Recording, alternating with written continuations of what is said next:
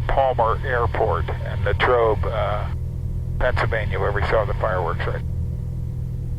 And we're about at our cruising altitude of 9,000. In general, everyone's having a good time back there. There's no suffering on Mount Air. You know, I pick a smooth. What do you think, Jenny? Pretty smooth? Jenny, it's pretty smooth, right? And Ellie over there having a good time.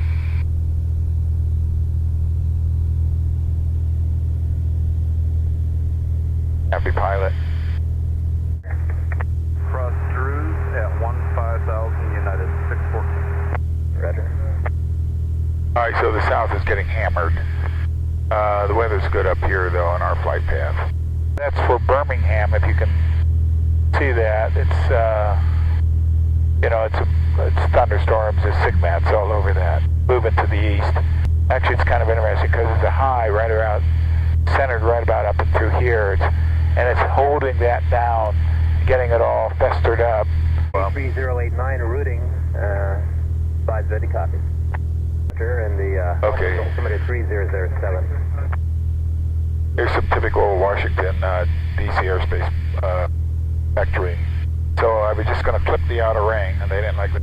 So I go, it's usually they do this. They go to Luray, L-U-R-A-Y, then Flat Rock, then direct onto Norfolk, which is ORF. So it's a standard. I think this is pretty much a standard route for this. I should probably just file for Luray, then direct, and see if I get that. Martinsville altimeter 3009er. So it's always the same thing. You go to Whiskey Alpha India Kilo Sierra, then direct. Might do a few things like Flat Rock in between. Just 5,000. Okay, we're at 645 now in direct Shenandoah. So the weather's pretty good here. I mean, we're above the clouds. Tops are about 8,500. So it's pretty smooth ride up here. All right, so here we are coming up on Richmond. 3007, expect the visual approach only 20. Now, if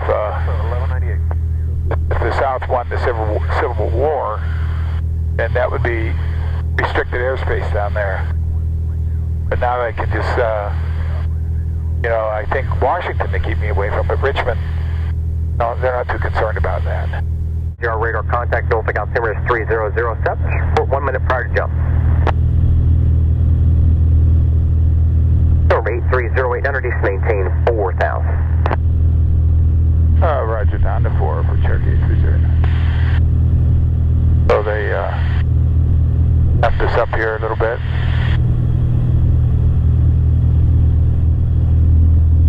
A little bit of this stuff. Slip in and below those clouds up there.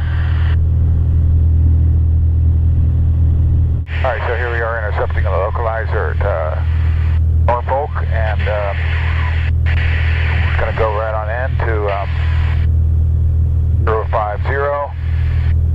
and get established on this. Cherokee 089, contact 120.8. 120.809. Norfolk Tower, Cherokee 8309.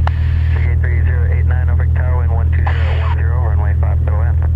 Runway 5, clear to land, Cherokee 309. There's a localizer, and there's a glide slope. So, and you shine it over here. So we're basically, he wants me to 2,000, and so I'm established, which I am, 050.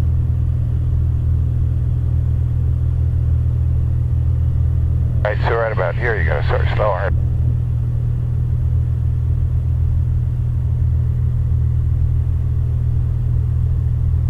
Rich lights, car peak.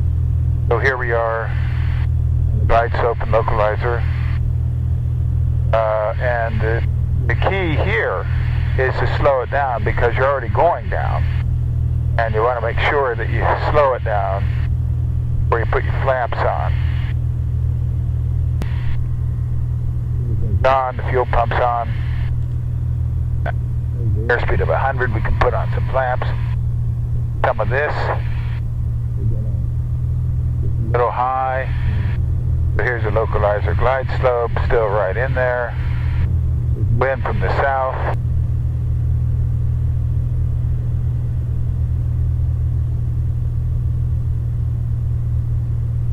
Quite a bit above the glide slope now.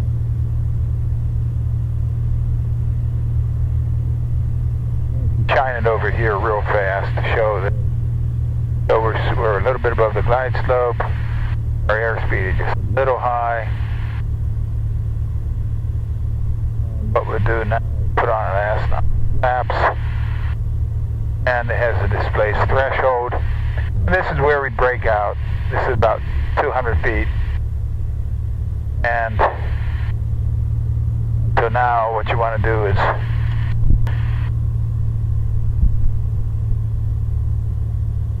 that.